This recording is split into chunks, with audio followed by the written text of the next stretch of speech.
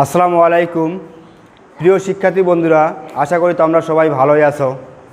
আল্লাহর রহমতে আমিও ভালোই আছি। কোভিড-19 কারণে সরাসরি হয়তো তোমাদের সাথে ক্লাস হচ্ছে না এবং দেখাও হচ্ছে না। এই কারণে হয়তো তোমরা অনেক দূর পিছিয়ে আছো। তাই আমরা অনলাইন ক্লাসের মাধ্যমে তোমাদের একটু এগিয়ে নেওয়ার চেষ্টা করতেছি। আজকে আমরা আলোচনা করব সপ্তম শ্রেণীর অধ্যায় 1.1। এর আগে আমরা আলোচনা করছিলাম 1 নাম্বার, যে মৌলিক গুণনীয়কের সাহায্যে বর্গমূল নির্ণয় করো। তাই তোমরা বুঝতে পারছো যে মৌলিক গুণনীয়ক কীভাবে নির্ণয় করতে হয়, সেটা আমরা আলোচনা করছিলাম প্রথম পাঠে। তারপর দ্বিতীয় পাঠে আমরা আলোচনা করছিলাম ভাগের সাহায্যে বর্গমূল নির্ণয় করো, সেটাও আমরা আলোচনা করছি। আজকে আমরা আলোচনা করব নিচের সংখ্যাগুলোকে কোনো ক্ষুদ্রতম সংখ্যা দ্বারা গুণ করলে গুণফল পূর্ণবর্গ সংখ্যা হবে। তাহলে আমাদের কি বলছে, যে সংখ্যাগুলোকে কোনো ক্ষুদ্রতম সংখ্যা দ্বারা গুণ করলে এই সংখ্যাটাকে এমন একটা ক্ষুদ্র সংখ্যা দ্বারা গুণ করতে হবে যেন একটা পূর্ণবর্গ সংখ্যা হয়। তাহলে এটাকে নির্ণয় করতে গেলে আমাদের কি করতে হবে? অবশ্যই মৌলিক গুণনীয়কের সাহায্যে বিশ্লেষণ করতে হবে। তাহলে মৌলিক গুণনীয়ক বলতে নিশ্চয়ই বুঝতে পারছো। তাহলে আমরা প্রথমে একটু দেখে নিই মৌলিক সংখ্যা কোনগুলা। মৌলিক সংখ্যা আমরা জানি যে যেই সংখ্যাগুলোকে এক এবং ওই সংখ্যা ছাড়া আর অন্য কোনো সংখ্যা দ্বারা ভাগ দেয় না, সেগুলোকে কি মৌলিক সংখ্যা বলা হয়। যেমন মৌলিক সংখ্যা হচ্ছে কত? 2, 3, 5, 7, 11, 13, 17 ... তাহলে এই যে এগুলো হচ্ছে আমাদের কি মৌলিক সংখ্যা। তাহলে এগুলোর সাহায্যে আমরা কি গুণনীয়ক তৈরি করব। তাহলে দেখো, তাহলে আমরা 3-এর ক নাম্বার সমাধান করি। 3-এর ক নাম্বার সমাধান।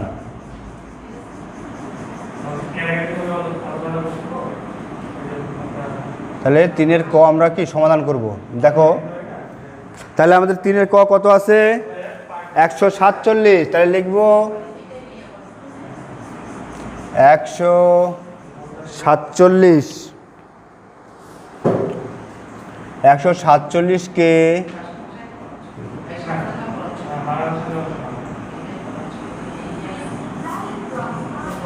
মৌলিক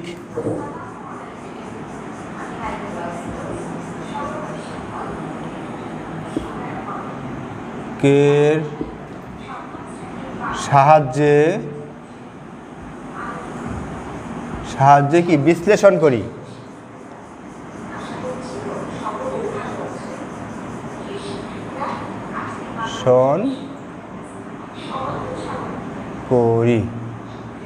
তাহলে আমরা কি লিখলাম? 147কে মৌলিক গুণনীয়কের সাহায্যে বিশ্লেষণ করি। তাহলে যে সংখ্যাটার বিশ্লেষণ করব সেই সংখ্যাটা আমরা লিখব 147 সমান সমান দিব, তারপরে এইখানে একটা আমরা টান দিব, দিয়ে 147 এটাকে কি করব? আমরা লসাগু করব। তাহলে লসাগু করি কোন সংখ্যা দ্বারা? যে মৌলিক সংখ্যা দ্বারা। তাহলে আমরা একটু আগে দেখছি মৌলিক সংখ্যা কত? 2, 3, 5, 7। তাহলে আমাদের কি সর্বপ্রথম কি সবচেয়ে ছোট সংখ্যাটা দ্বারা কি ভাগ করতে হবে। তাহলে আমরা 2 দেওয়ার চেষ্টা করি।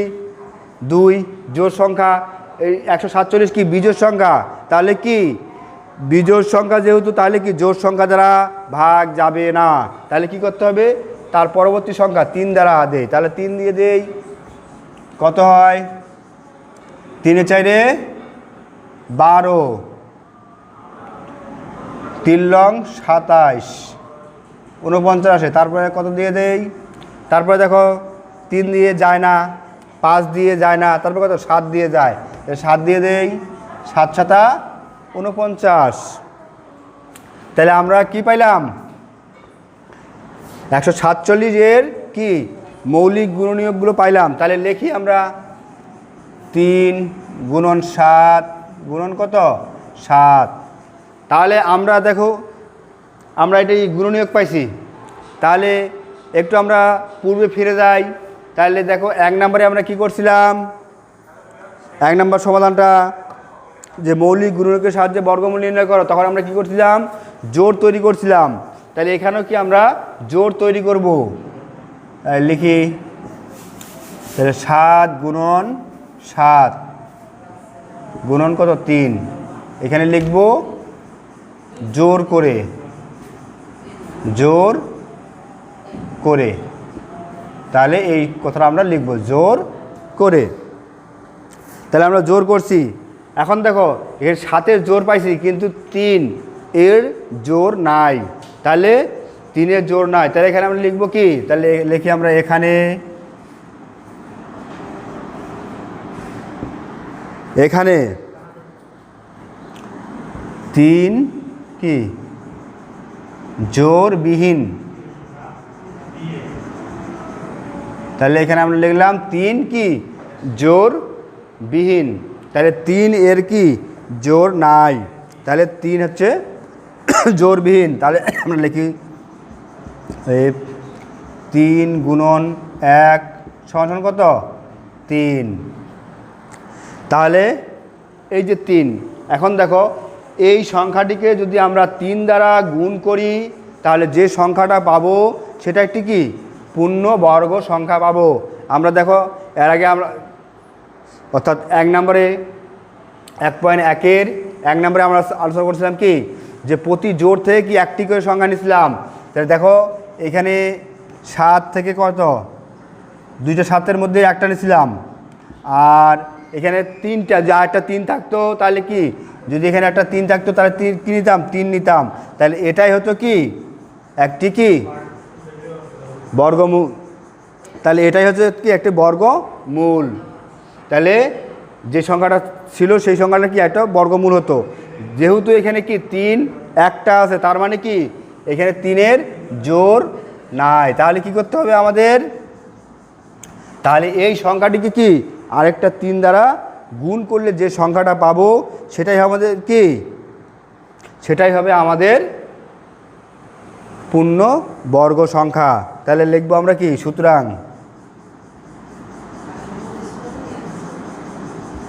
সুতরাং কত সংখ্যাটা আমাদের 147।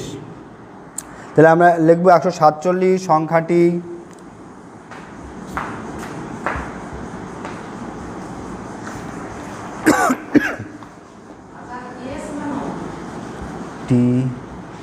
কে 3 দ্বারা গুণ করলে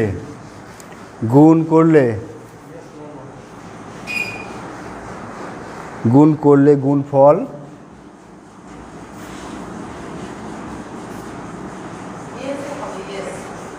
নট গুণ করলে গুণফল কি একটি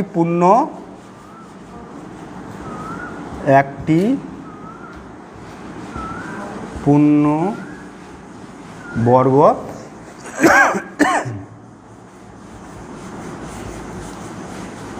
সংখ্যা হবে। তাহলে বুঝতে পারছো, সুতরাং 147 সংখ্যাটিকে 3 দ্বারা গুণ করলে গুণফল একটি পূর্ণবর্গ সংখ্যা হবে। অর্থাৎ 147কে 3 দ্বারা গুণ করলে যে সংখ্যাটি হবে সেটা আমাদের কি একটি পূর্ণবর্গ সংখ্যা হবে। তাহলে আমাদের কী নির্ণয় করতে বলছে, নিচের কোন সংখ্যাগুলোকে কোনো ক্ষুদ্রতম সংখ্যা দ্বারা গুণ করলে গুণফল পূর্ণবর্গ সংখ্যা হবে। তাহলে আমরা কি পাইলাম, তাহলে এই যে 3 পাইলাম, এটাই হচ্ছে আমাদের কি উত্তর। তাহলে আমরা উত্তরে কি লিখব, উত্তর। তাহলে ক্ষুদ্রতম সংখ্যা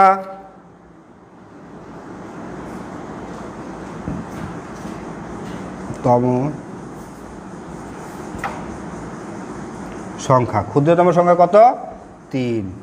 তাহলে এই 3 হচ্ছে আমাদের কি ক্ষুদ্রতম সংখ্যা।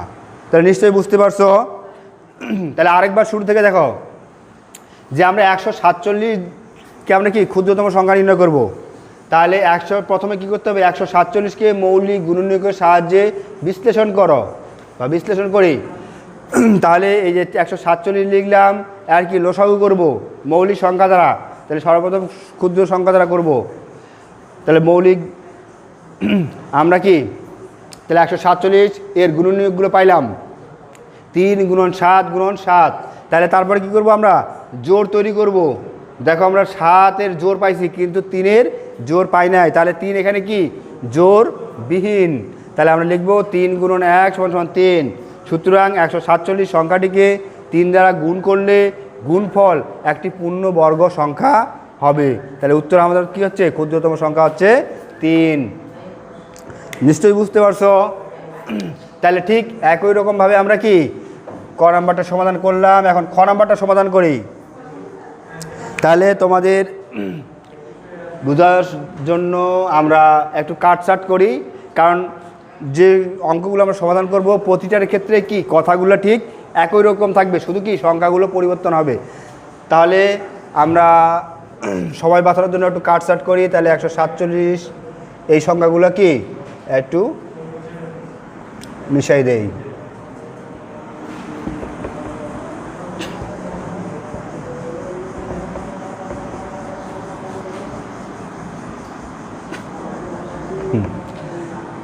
তাহলে দেখো এখন আমাদের কত আছে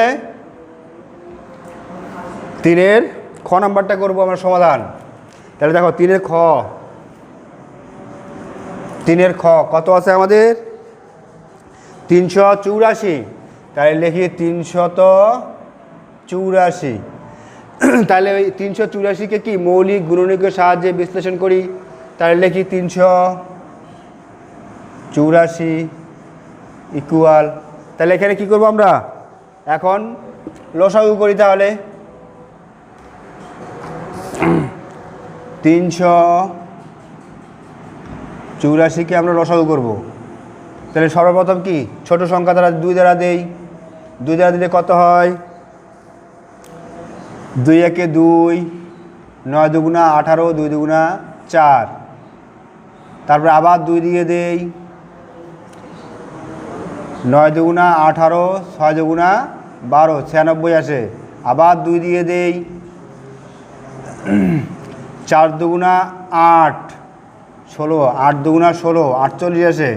আবার 2 দিয়ে দেই, 24 × 2 = 48, 24 আসে। আবার 2 দিয়ে দেই, তাহলে কত আসে 12 × 2 = 24। আবার 2 দিয়ে দেই, 6 × 2 = 12। আবার 2 দিয়ে দেই, 3 × 2 = 6। তাহলে এখন আমরা লিখি কত 2 3 4 5 6 7। তাহলে এখন লিখি এর গুণনীয়কগুলো 384 এর গুণনীয়কগুলো লিখব 2 × 2 × 2 × 2 × 2 × 2 × 2 আর হচ্ছে গুণন 3। তাহলে ঠিক আগের মতো প্রতিটারে কি আমরা জোড় তৈরি করি। তাহলে 2 × 2 একটা জোড় হইল, এই একটা জোড়, তারপরে কি এইটা জোড় হয়। তাহলে গুণন 2 গুণন কত 2 একটা জোড় পাইলাম। তারপরে এইখানে একটা জোড় তৈরি হয় 2 × 2। তাহলে দেখো পরে কি থাকে গুণন 2 আর হচ্ছে গুণন 3। তাহলে দেখো 2 আর 3 এর কি জোড় নেই। তাহলে এই যে আমরা 2 এবং 3 কি এর কোনো জোড় নাই। তাহলে আমাদের কি করতে হবে, তাহলে এখানে আমরা লিখব কি 2 এবং কত 3 এখানে কি জোড় বিহীন। তাহলে যে সংখ্যাগুলোর জোড়া পাবো না তাহলে সেই সংখ্যাগুলো কি অতএব 2 গুণন কত 3 সমান কত 6। তাহলে ওই সংখ্যাগুলো কি আমরা কি করব গুণ করব। তাহলে 2 × 3 = 6। তাহলে এখন আমরা কি লিখব অতএব সুতরাং 6 সংখ্যাটিকে 6 না এখানে হচ্ছে আমরা কত 384 সংখ্যাটিকে কত দ্বারা গুণ করব, এই যে 6 দ্বারা গুণ করব। 6 দ্বারা গুণ করলে গুণফল একটি পূর্ণ বর্গ সংখ্যা হবে। তাহলে নিশ্চয়ই বুঝতে পারছো যে এই 6 দ্বারা যদি আমরা 384কে গুণ করি তাহলে যে সংখ্যাটা পাবো সেই সংখ্যাটা হবে কি একটি পূর্ণ বর্গ সংখ্যা।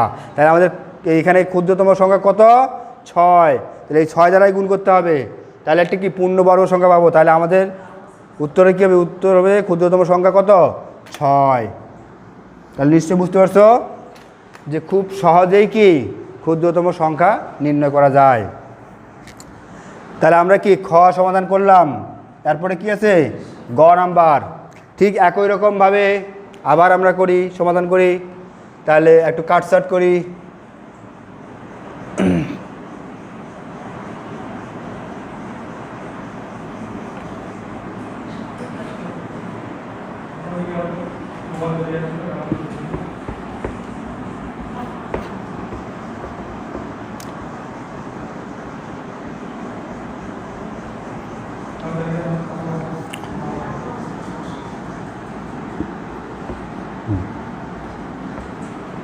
তাহলে এখন আমরা কি গ নাম্বারটা সমাধান করব। তাহলে লিখি গ নাম্বার। তাহলে গ নাম্বার আমাদের কত আছে 1470। তাহলে এখানে আমরা সংখ্যাটা লিখি 1470। তাহলে 1470কে মৌলিক গুণনীয়কের সাহায্যে বিশ্লেষণ করি। তাহলে এখানে লিখি আমরা 1470 সমান সমান দিলাম। তাহলে এখন 1470কে কি লসাগু করি, 1470 এর লসাগু তৈরি করি। তাহলে কি সর্বপ্রথম ছোট সংখ্যা দ্বারা মৌলিক সংখ্যা দ্বারা কি ভাগ করি। তাহলে 2 দেই, 2 দিলে কত আসে 7 দুগুণা 14, 3 দুগুণি 6, 5 দুগুণে 10, 735 আসে। তারপরে 2 দিয়ে আর যায় না, তাহলে এরপরে কত দিয়ে দেই 3 দিয়ে দেই। 3 দিয়ে দিলে কত, 3 দিয়ে যায় 3 দিয়ে দেই, 3 দুগুণা 6, 3 4 12, 3 5 15, 245 আসে। 3 দিয়ে কি আরও যায়, 3 দিয়ে যায় না, তাহলে কত দিয়ে 5 দিয়ে যাই, 5 দিয়ে দেই। তাহলে কত 4 5 20, 5 লং 45। তারপরে কত 7 দিয়ে যায়, 7 দিয়ে 7 7 49। তাহলে এই ঠিক আগের মতো এর গুণনীয়কগুলো লিখি। 1470 এর গুণনীয়কগুলো কি পাইলাম আমরা 2 গুণন 3 গুণন 5 গুণন 7 গুণন 7। তাহলে ঠিক আগের মতো কি জোর তৈরি করি। তাহলে এখানে কত 7 আর 7-এর জোর হয় সমান সমান 7 গুণন 7 এর জোর পাইলাম। গুণন কি থাকে 2 গুণন 3 গুণন 5। এখানে লিখব জোর করে, জোর করে এই কথাটা আমরা লিখব, থার্ড ব্র্যাকেটে ইন্ডিকেট করব। তাহলে দেখো, তাহলে এখন আমরা কি পাইলাম 7-এর জোর পাইলাম, 2-এর জোর পাই নাই, 3-এর জোর পাই নাই এবং 5-এর জোর পাই নাই। তাহলে এই 3টে সংখ্যা আমাদের কি জোর বিহীন। তাহলে আমরা এখানে লিখব 2, 3 এবং কত এবং 5 জোর বিহীন। তাহলে যেই সংখ্যাগুলো কি জোর নাই সেই সংখ্যাগুলো কি তাহলে গুণ করব। অতএব 2 গুণন 3 গুণন কত 5 গুণ করলে কত হয় 3 গুণ 6, 5 6 30, এই যে 30। তাহলে নিশ্চয়ই বুঝতে পারছো। তাহলে এই 30 হচ্ছে কি আমাদের ক্ষুদ্রতম সংখ্যা। এই 30 দ্বারা যদি আমরা 1470কে গুণ করি তাহলে যে সংখ্যাটা পাবো সেই সংখ্যাটা আমাদের কি হবে একটি পূর্ণ বর্গ সংখ্যা হবে। তাহলে এখানে লিখি সুতরাং 1470 সংখ্যাটিকে 30 দ্বারা গুণ করলে গুণফল একটি পূর্ণ বর্গ সংখ্যা হবে। তাহলে আমাদের উত্তর কত হবে, ক্ষুদ্রতম সংখ্যা কত হচ্ছে তাহলে 30। তাহলে ক্ষুদ্রতম সংখ্যা হচ্ছে আমাদের 30। তাহলে এটাই আমাদের কি উত্তর, এবং কি আমাদের এটাই নির্ণয় করতে বলছে। তাহলে নিশ্চয়ই বুঝতে পারছো প্রিয় শিক্ষার্থী বন্ধুরা যে কিভাবে আমরা খুব সহজে কি যে ক্ষুদ্রতম নির্ণয় করতে পারি। তাহলে আমাদের কি ক্ষুদ্রতম সংখ্যা, এমন ক্ষুদ্রতম সংখ্যা দ্বারা গুণ করতে হবে যে সংখ্যা দ্বারা গুণ করলে কি ওই সংখ্যাটা কি একটি পূর্ণবর্গ সংখ্যা হয়। ওই সংখ্যা বলতে যে সংখ্যাটা আমরা বাইর করব, যেমন এখানে আমরা 1470 বাইর করছি, তাহলে এই 1470কে যদি আমরা 30 দ্বারা গুণ করি তাহলে কি একটি পূর্ণবর্গ সংখ্যা হবে। তাহলে আমাদের ক, খ এবং কি গ সমাধান হলো। তাহলে কি থাকলো, ঘ নাম্বারটা থাকলো। তাহলে তোমরা এই ঘ নাম্বারটা কি বাসায় ট্রাই করবা। তার সাথে আমি আরও দু একটা বাড়ির কাজ দেই,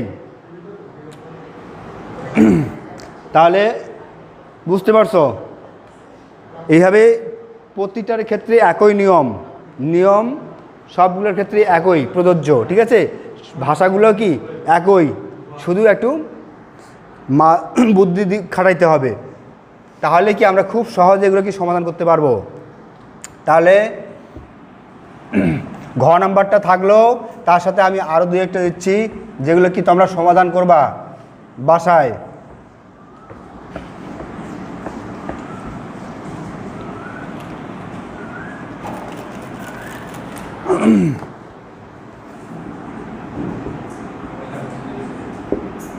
বাড়ির কাজ দেখো, বাড়ির কাজ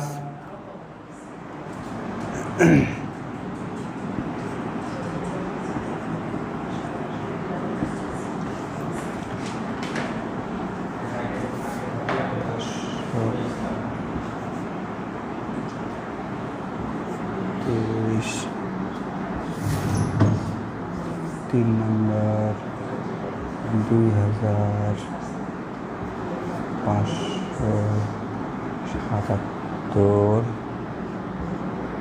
4 নম্বর 18,317। প্রিয় শিক্ষার্থী বন্ধুরা, আমাদের অনুশীলনীর মধ্যে ঘ নাম্বারটা থাকলো, আর এই যে এই 4টা দিলাম, এই 4টা সহ তোমাদের 5টা থাকলো। এই 5টা থাকলো তোমাদের কি বাড়ির কাজ। বাসায় বসে বসে এই নিয়ম ফলো করে কি সমাধান করবা, এবং কোথাও যদি কখনো সমস্যা মনে হয় যে সমস্যা অনুভব করতেছো, তাহলে কি কমেন্ট করে জানাবা যে তোমাদের কোথায় সমস্যা। তার পরবর্তীতে আমি সেটা সমাধান দেওয়ার চেষ্টা করব। প্রিয় শিক্ষার্থী বন্ধুরা, তোমরা জানো যে কোভিড-19 চলতেছে, সবসময় কি বাড়ির মধ্যে থাকবা এবং কি পরিষ্কার পরিচ্ছন্ন থাকবা এবং বাসায় পড়াশোনার মধ্যেই থাকবা। ঠিক আছে, সবাই ভালো থাকো। আল্লাহ হাফেজ।